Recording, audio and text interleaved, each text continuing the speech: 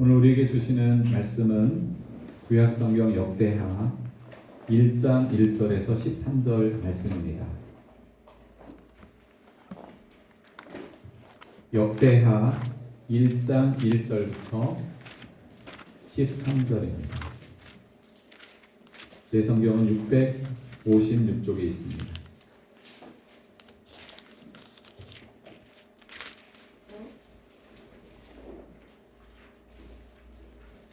구약성경 역대하 1장 1절에서 13절 말씀 한 절씩 교독하겠습니다. 제가 먼저 읽습니다.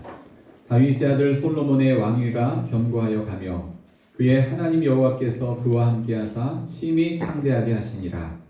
솔로몬이 온 이스라엘의 천부장들과 백부장들과 재판관들과 온 이스라엘의 관대들과 족장들에게 명령하여 솔로몬이 온 회중과 함께 기브온 산당으로 갔으니 하나님의 회막 곧 여호와의 종 모세가 광야에서 지은 것이 거기에 있음이라.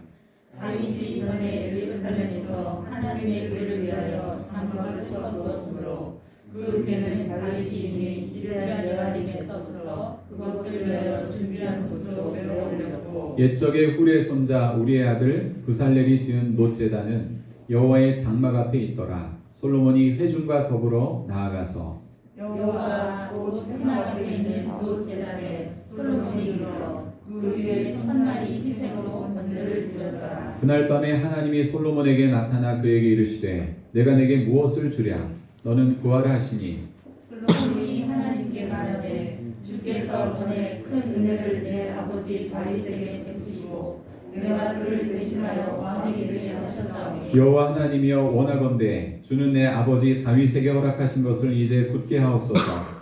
주께서 나를 땅의 티끌같이 많은 백성의 왕으로 삼으셨사오니 주는 이제 내게 지혜와 지식을 주사 이 백성 앞에서 출입하게 하옵소서. 이렇게 많은 주의 백성을 누가 능히 재판하리까 하니 하나님이 솔로몬에게 이르시되 이런 마음이 내게 있어서 부나 재물이나 영광이나 원수의 생명 멸하기를 구하지 아니하며 장수도 구하지 아니하고 오직 내가 내게 다스리게 한 내 백성을 재판하기 위하여 지혜와 지식을 구하였으니 그러므로 내가 에게 지혜와 지식을 주고 부와 재물과 영광도 주리니 내 전의 왕들도 이런 일이 없었거니와 내 후에도 이런 일이 없으리라 하시니라. 같이 읽습니다. 이에 솔로몬이 기브온 산당 회막 앞에서부터 예루살렘으로 돌아와서 이스라엘을 다스렸더라. 아멘. 중요한 것을 붙드는 신앙이란 제목으로 말씀을 나누고자 합니다. 역대하 앞에 있는 것이 역대상인데 역대상 말씀이 다윗 왕을 중심으로 기록되었다면 이 역대하의 말씀은 다윗의 아들 솔로몬의 성전에 대한 내용으로부터 시작해서 400년이 지난 다음에 고레스가 성전을 재건하라는 명령을 내리는 그 조서를 내린 이야기로 끝을 맺고 있습니다. 특별히 역대하 말씀을 보면서 우리는 다윗의 언약을 기억해야 하는데 하나님께서 다윗과 맺은 언약을 얼마나 신실하게 지키시는지를 그것을 우리에게 보여주고 있습니다. 다윗 언약이라고 하는 그 요지는 뭐냐? 그것은 영원하고 견고한 왕권에 대한 약속입니다. 왕권에 대한 약속. 이 약속을 이루기 위해서 하나님은 다윗에게 솔로몬을 왕으로 세우고 또 솔로몬 왕을 통해서 하나님이 거하시는 성전을 건축하실 것을 약속하셨고 또 하나님의 때가 되어서 이 모든 일들을 이루어 주셨습니다.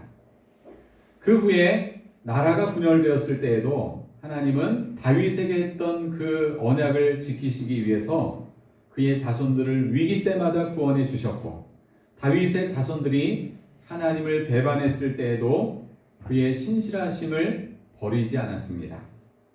유다가 멸망했을 때에도 그들을 다시 고국으로 돌아오게 하심으로 인해서 다윗의 왕국을 지켜주셨습니다. 그렇게 언약을 지키신 신실하신 하나님 덕분에 다윗의 자손으로 온 인류의 구원자가 되시는 예수 그리스도가 이 땅에 오시게 된 것입니다. 그러한 다윗 왕국과 또 하나님이 하셨던 다윗 언약을 생각하시면서 오늘 말씀을 보면 좋겠습니다. 오늘 본문은 여러분이 잘 아시겠지만 다윗의 아들이었던 솔로몬이 왕으로 등극하면서 먼저 하나님을 예배하고 또 그 예배를 받으신 하나님께서 솔로몬에게 나타나 소원을 물으시고 그 소원 가운데 응답하시는 그런 내용입니다. 이러한 솔로몬의 이야기를 통해서 우리는 무엇을 중요하게 붙드는 신앙생활이 되어야 하는지에 대해서 좀 생각을 해보려고 합니다. 먼저 우리가 붙들어야 할 것은 뭔가 하면 하나님이 함께 하시는 신앙생활입니다. 따라합시다. 하나님이 함께 하시는 신앙생활. 1절에 보면 솔로몬의 왕위가 견고하여 가며 그의 하나님 여호와께서 그와 함께 하사 심히 창대하게 하시니라. 이렇게 말씀이 기록되어 있습니다. 역대기 저자는 이 솔로몬 왕국이 견고해진 공로를 솔로몬과 하나님에게서 찾았습니다. 이것은 근본적으로 하나님이 솔로몬의 아버지였던 다윗 왕과 맺은 언약과 밀접하게 연결되는 부분입니다.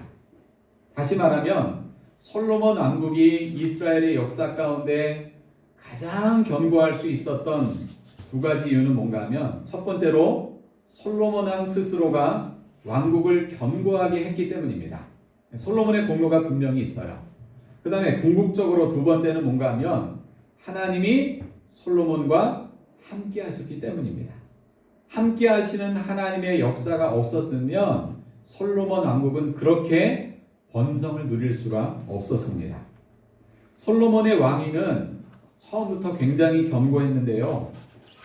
아버지가 왕이었잖아요. 다윗 왕이 이렇게 통치를 했으니까 그 왕의 아들로서 일반 사람이 왕이 된 것보다는 훨씬 더 많은 지지 기반을 갖고 있었습니다. 그런 배경이 있다 보니까 이 솔로몬이 왕이 된 다음에 자신의 대적들을 다 제거하고 왕위를 더욱 강하게 유지시켜 나갔습니다. 예를 들면 왕위 찬탈을 노렸던 아도니아라고 하는 사람이 있는데 이 아도니아를 제거함으로 인해서 정치적인 대적을 없앴고요.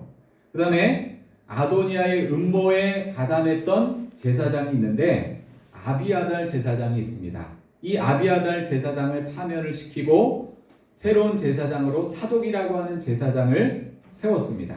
그러다 보니까 여러분 이스라엘은 신정국가잖아요. 그러니까 종교와 정치가 일치하는 사회. 그러다 보니까 그 나라를 다스리기 위해서 아주 중요한 부분이었던 이 종교 분야를 장악을 했습니다. 솔로몬 왕이.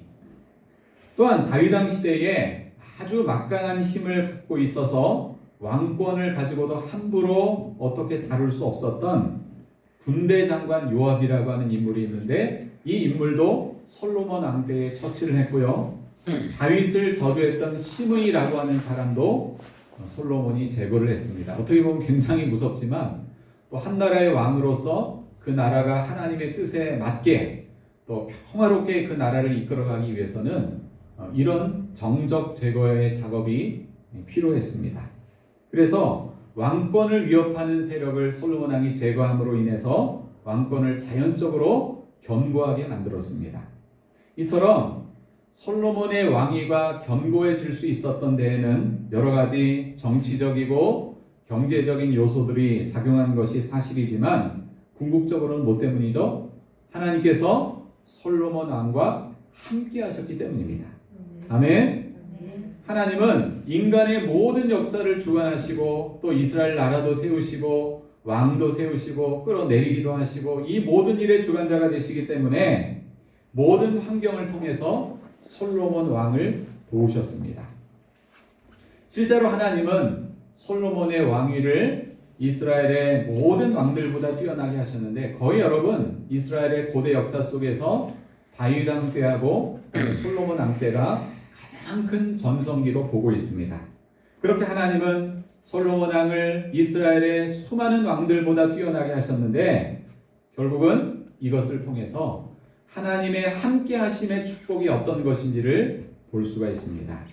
자, 본문의 1절을 다시 한번 우리 읽어보실까요? 1절 시작. 다윗의 아들 솔로몬의 왕위가 견고하여 가며 그의 하나님 여호와께서 그와 함께하사 심히 장대하게 하심이라. 아멘. 여기서 주목할 부분이 뭔가 하면 그의 하나님 여호와께서 그와 함께하사 라는 부분인데, 이것은 솔로몬과 하나님의 친밀한 관계를 보여주는 거예요. 자, 그래서 여기에다가 여러분 그에다가 솔로몬을 대입하면 어떻게 되죠? 솔로몬의 하나님 여호와께서 솔로몬과 함께하사 심히 장대하게 하셨다. 아멘. 여러분, 하나님께서 함께하시는 인생은 그 자체가 복이요 삶의 확실한 보장이 되는 것입니다. 하나님이 함께하시는 인생은 결코 망하지 않습니다. 아멘. 그런 인생이 복된 인생이에요. 영국의 한 여행사에서 먼 거리를 가장 빨리 여행하는 방법이라는 주제를 가지고 고액의 상금을 걸고 공모를 했습니다. 아마 여러분도 많이 아실 거예요. 그런데 많은 사람들이 먼 거리를 가장 빨리 여행하는 방법에 대해서 어떻게 응모를 했는가 하면 뭐 비행기를 타고 가야 된다, 뭐 고속 철도를 이용해야 된다, 뭐 좋은 자가용을 이용해야 된다, 이런 식으로 많이 응모를 했는데, 그 가운데서 가장 많은 지지를 얻은 방법이 무엇이었는가 하면 좋은 사람과 함께하는 여행이었다고 합니다. 누구와 함께하는 여행이요? 좋은 사람과 함께하는 여행. 좋은 사람은 누구를 말하는 거죠? 대하기에 편하고 또 소통이 잘 되고 친한 사람을 말하죠. 친구 같은 그런 관계를 말하죠. 그래서 아무리 먼 거리를 여행할지라도 좋은 사람과 함께 가면 그 여행은 뭐 시간 가는 줄 모르고 뚝딱 지나간다는 거예요. 먼 거리 여행을 빨리 다녀올 수 있는 방법, 좋은 사람과 함께하는 거예요.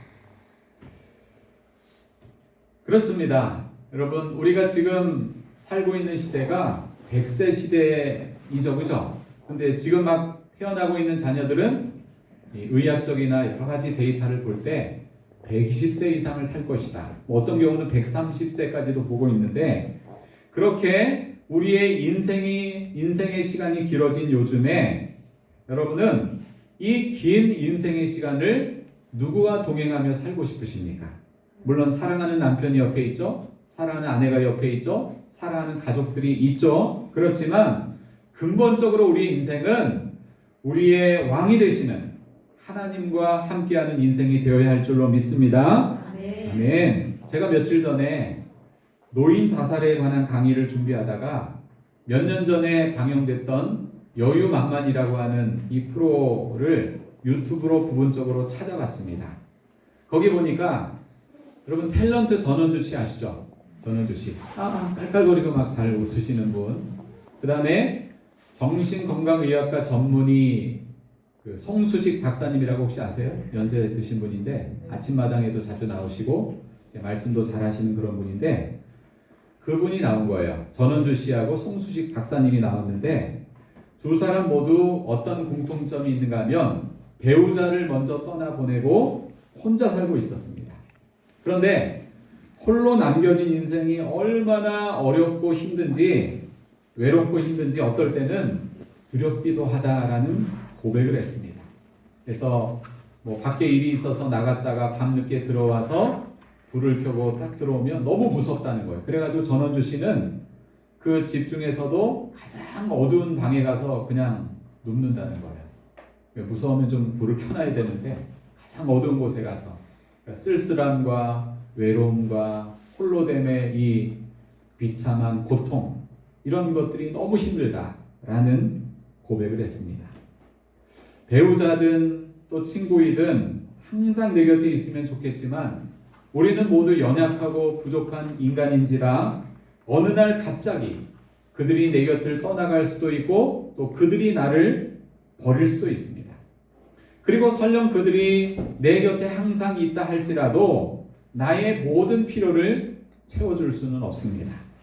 그런데 전능하신 하나님께서는 우리를 향해서 너무나 자신있고 분명하게 약속하십니다. 사랑하는 내 아들아, 사랑하는 내 딸아, 내가 영원히 너와 함께 할 테니 너는 두려워하지 말고 힘내. 내가 너를 떠나지 않을 거야. 영원히 너를 버리지도 않을 거야.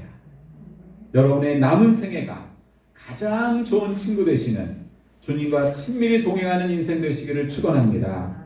주님이 함께 하심으로 솔로몬의 왕위가 견고하고 창대하게 된 것처럼 우리의 범사가 주님과 함께함으로 견고하고 창대하게 되는 역사가 날마다 있으시기를 간절히 축복합니다. 두 번째로 솔로몬의 이야기를 통해서 우리가 붙들어야 할 것은 뭔가 하면 따라합시다. 예배가 중심이 되는 신앙생활. 오늘 본문의 2절부터 6절 말씀을 보면 솔로몬이 온 이스라엘의 지도급 인사들을 불러 모읍니다. 온 회중을 불러 모아요. 그래서 그들을 이끌고 어디로 갑니까? 기브온 산당이라고 하는 곳으로 갑니다. 여러분, 기브온 산당에는 뭐가 있을까요? 지금 아직 이 상황은 예루살렘 성전이 건축되기 전입니다. 그래서 성전이 건축되기 전에 백성들이 어디서 제사를 드렸는가 하면 이런 산당 같은 곳에서 제사를 드렸어요. 그래서 기브온 산당에는 뭐가 있었는가 하면 오늘 이 본문 말씀에도 나오는데 모세 때 만들어졌던 하나님의 장막, 성막이라고 하죠. 왜? 뭐 이방인의 뜰, 뭐 성소, 지성소 막 그런 게 있잖아요.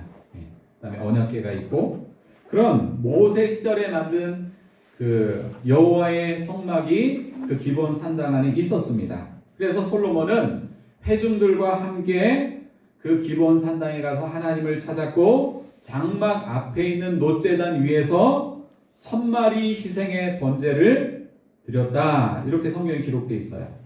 자, 6절 맨 끝에 보면 1000마리 희생으로 번제를 드렸다라고 했는데 여기에서 1000번제라고 하는 말이 나왔어요. 아시죠, 여러분?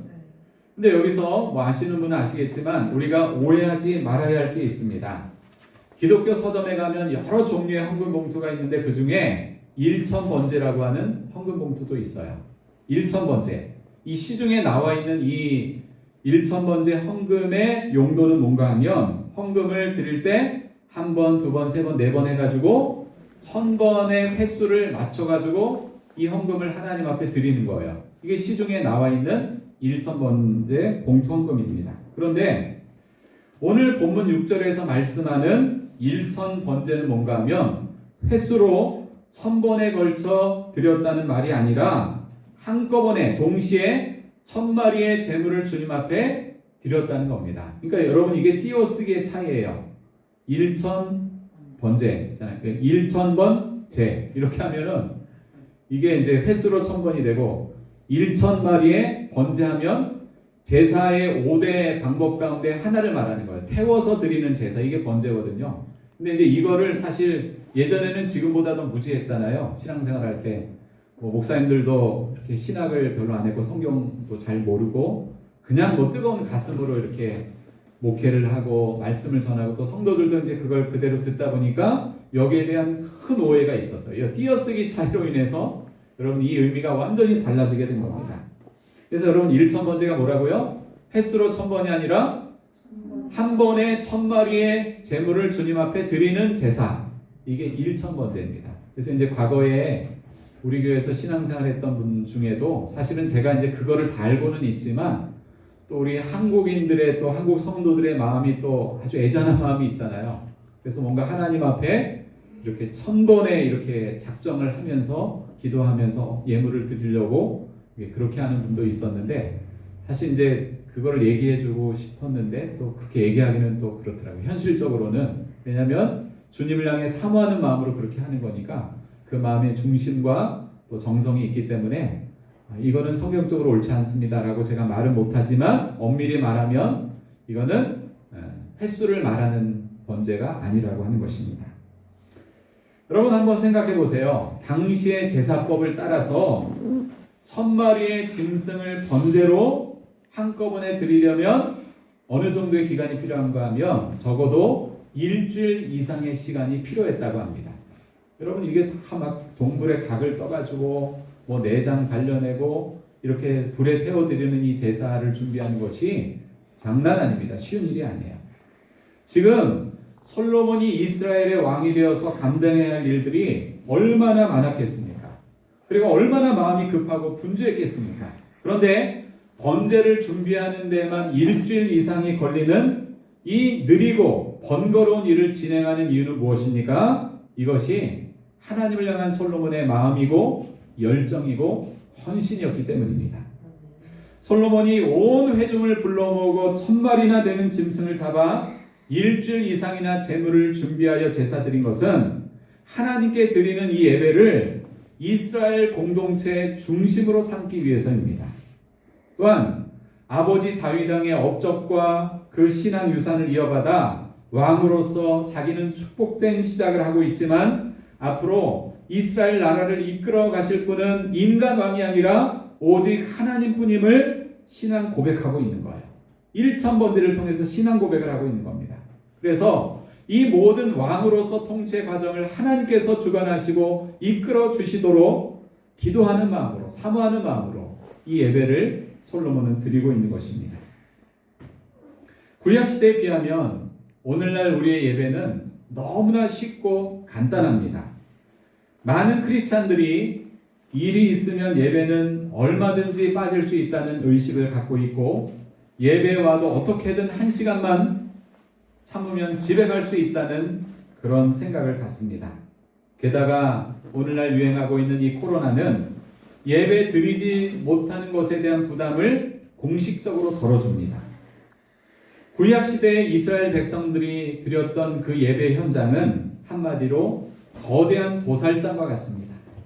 곳곳에서 동물이 죽어가는 신음소리가 들려오고, 여기저기서 동물의 피가 튀기고, 바다 곳곳에 빨간 피들이 흥건히 고여있고, 고기 태우는 냄새와 연기가 사방에 진동을 합니다. 만약 오늘 우리가 드리는 예배가 구약시대와 같은 그런 예배였다면 과연 우리 중에 누가 그런 무시무시한 예배를 드릴 수 있겠습니까? 우리는 솔로몬이나 구약시대 성도들보다 훨씬 더 큰 은혜를 받고 이렇게 심플한 모습으로 하나님께 예배드리는 것을 깨달으시고 감사하는 여러분이 되시길 바랍니다. 예수 그리스도께서 십자가에서 자신의 물과 피를 다 쏟으시며 상상할 수 없을 만큼의 고통을 견디며 죄인된 우리의 생명값을 십자가에서 지불하셨기 때문에 우리는 더 이상 짐승을 죽이고 피 흘리며 태우는 이런 끔찍한 제사를 드릴 필요가 없게 되었습니다. 이렇게 엄청난 은혜를 공짜로 값없이 받았음에도 불구하고 우리는 자꾸만 다른 이유를 앞세워서 하나님을 예배하는 일을 소홀히 하고 있습니다. 사랑하는 여러분, 솔로몬은 1000마리의 짐승을 일주일이 넘는 시간을 들여서 하나님 앞에 향기로운 번제로 드렸는데, 여러분은 한 마리의 짐승 값이라도 하나님 앞에 드려본 적이 있습니까? 소나 양이나 염소나 비둘기나. 하나님을 향해서 몇 마리의 짐승을 드리느냐, 그것은 중요하지 않습니다. 하나님이 받으시는 진정한 예배는 무엇보다 나 자신이 하나님 앞에 순결한 제물이 되어 드리는 예배인 줄로 믿습니다. 오늘 여러분의 인생은 예배가 중심이 되는 그런 신앙생활이 되고 있습니까? 예배 생활이 분명하지 않은 사람은 하나님의 자녀라고 하는 정체성 또한 불분명할 수밖에 없습니다. 하나님으로부터 어떤 은혜를 받았을 때는 하나님의 자녀인 것 같이 느끼다가 세상에서 여러 가지 일로 고통당하며 지칠 때는 하나님의 자녀가 아닌 것처럼 행동할 때가 있습니다. 사랑하는 여러분, 자꾸만 개인의 감정이나 어떤 주변 상황에 따라 흔들리지 마시고 하나님만이 이스라엘의 진정한 왕이심을 고백하며 온 백성을 불러 모아 1000마리의 번제로 하나님을 예배했던 솔로몬처럼 예배가 중심이 되는 신앙생활이 되시기를 간절히 소망합니다.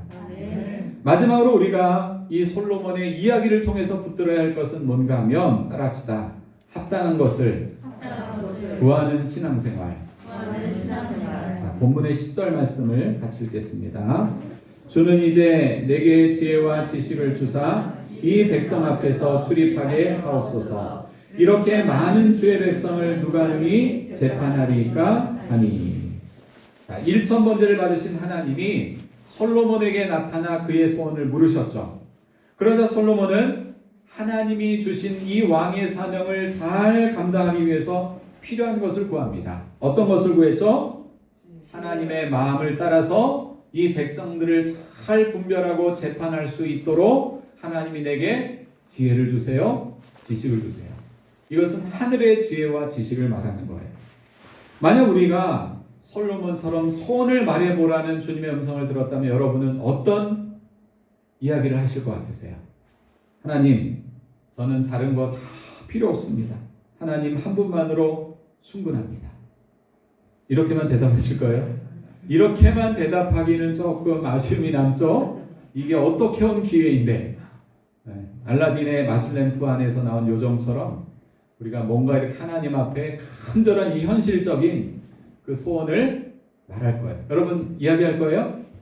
저는 말할 거예요. 첫 번째는 주님, 제가 주님의 다른 것을 제가 원하지는 않습니다. 이제 일단 이 이야기를 하고, 근데 이 땅을 사는 동안에 좀 이 부분은 좀 필요한 것 같습니다. 좀 주실 수 있겠죠? 이렇게 이야기할 것 같아요. 여러분은 어떻게 얘기하실 거예요? 부수적인 건 얘기 안 하고 오직 주님밖에 없습니다. 다른 건 난 안 필요합니다. 사실은 그래야 되는데, 근데 이제 인간인지라 그런 필요들을 구할 것 같습니다. 많은 사람들이 하나님께 기도할 때 개인의 욕망을 따라 하는 경우가 많습니다. 하나님을 믿는 거는 믿는 거고 플러스 알파로 많은 돈이나 권세나 세상적인 출세를 구합니다.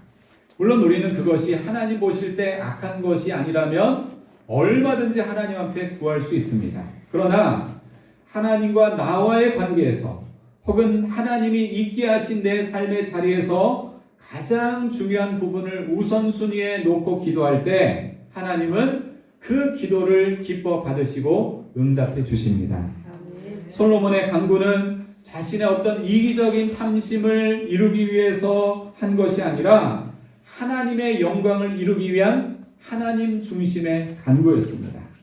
이스라엘의 왕이 되게 하신 하나님, 주의 은혜와 약속을 따라서 부족한 제가 왕이 되었지만 하나님, 제가 미련하고 너무나도 연약해서 왕의 사명을 어떻게 감당할지 잘 모르겠습니다. 아버지 하나님, 나에게 필요한 하늘의 지혜와 지식을 주시옵소서. 솔로몬 왕은 이렇게 하나님께 소원을 아뢰습니다. 여러분 요즘 주님께 어떤 기도를 드리고 있습니까? 여러분이 평소에 드리고 있는 기도의 1순위와 2순위는 무엇입니까? 절대적인 기준은 없겠지만 제가 이 말씀을 준비하면서 드는 생각은 뭔가 하면 기도의 1순위는 하나님의 임재와 얼굴을 구하는 것이 되어야겠다. 이런 마음이 들더라고요. 기도의 1순위 뭐라고요? 하나님의 임재와 얼굴을 구하는 것. 그 다음에 기도의 2순위는 오늘 말씀을 통해서 드는 생각은 뭔가 하면 하나님이 내게 주신 사명을 감당하는 데 필요한 것을 구해야 되겠다. 솔로몬도 그렇게 기도했죠. 왕의 사명을 잘 감당하기 위해서 하늘의 지식과 지혜를 주세요. 그럼 저는 목회자로서, 여러분은 성도로서, 집사로서, 권사로서, 또 각자의 삶의 자리에 부름받은 자로서 하나님이 여러분에게 맡기신 사명을 감당하기 위해서 필요한 것은 뭔가? 하나님의 도우심은 뭔가? 그런 부분이 기도의 2순위가 되어야 하지 않을까? 그런 생각을 해보았습니다. 우리의 기도는 많은 경우에 하나님이 주시는 부수적인 것들에 초점을 맞출 때가 많은데 사실 기도의 목표와 초점은 나의 창조주요 구원자이신 하나님이 되어야 합니다. 하나님이 나와 함께 하시고 하나님과 나의 관계가 친밀하다면 우리의 신앙은 올바른 방향으로 가고 있는 것입니다. 솔로몬이 지혜와 지식을 구한 것은 하나님이 왕으로 통치하시는 아버지 다윗 왕의 나라를 자기도 꿈꿨기 때문입니다. 세상의 왕들은 재물이나 부나 영광이나 장수 같은 것들이 있어야만 강력한 왕권을 유지할 수 있다고 믿었지만 솔로몬은 하나님께서 이 땅의 유일한 왕이 되셔야만 그 나라가 바로 설 수 있다고 믿었습니다. 그렇기 때문에 왕으로서 사명을 잘 감당하기 위한 지혜와 지식을 구했던 것입니다. 솔로몬의 중심을 하신 하나님은 그의 기도에 응답하시는데 솔로몬으로 인해서 얼마나 기뻐하셨는지 그가 구하지 아니한 다른 것도 주시겠다고 약속하셨습니다. 자, 마지막으로 본문 11절과 12절입니다. 시작. 하나님이 솔로몬에게 이르시되 이런 마음이 내게 있어서 부나 재물이나 영광이나 원수의 생명 멸하기를 구하지 아니하며 장수도 구하지 아니하고 오직 내가 내게 다스리게 한 내 백성을 재판하기 위하여 지혜와 지식을 구하였으니 그러므로 내가 내게 지혜와 지식을 주고 부와 재물과 영광도 주리니 내 전의 왕들도 이런 일이 없었거니와 내 후에도 이런 일이 없으리라 하시니라. 아멘. 아멘. 요 말씀 그대로 나의 응답이 됐으면 좋겠죠. 아멘. 될 겁니다. 솔로몬은 하나님 마음에 합당한 것을 구함으로 하나님의 칭찬과 응답을 받았는데 자신이 구했던 지혜와 지식과 더불어서 뭘 준 거예요? 네 글자로 하면 부귀영화. 부귀영화. 세상 모든 사람들이 다 좋아하는 것. 부귀영화. 부귀영화라고 하는 플러스 알파의 보너스도 받았습니다. 이처럼 우리가 하나님 마음에 합당한 것을 소원하고 간구할 때 하나님은 우리가 구한 것 이상으로 응답해 주시는 분이십니다. 아멘. 우리가 기도한 것 이상으로 차고 넘치도록 응답해 주시는 너무나 좋으시고 풍성하신 하나님, 그 하나님을 경험하시기를 바랍니다. 저는 오늘 이 솔로몬 이야기를 통해서 우리가 붙들어야 할 중요한 신앙생활의 모습에 대해서 말씀을 전했습니다. 자, 첫 번째가 뭐요? 누가 함께 하시는 신앙생활? 하나님이 함께 하시는 신앙생활. 두 번째는 뭐요? 뭐가 중심이 되는 신앙생활? 예배가 중심이 되는 신앙생활. 세 번째는 뭡니까? 무엇을 구하는 신앙생활? 합당한 것을 구하는 신앙생활. 이와 같은 신앙으로 날마다 주님과 동행하며 하나님이 각자에게 맡기신 사명을 잘 감당하는 푸른마을교회 성도님들이 되시기를 예수님의 이름으로 축원합니다. 아멘. 기도하시겠습니다.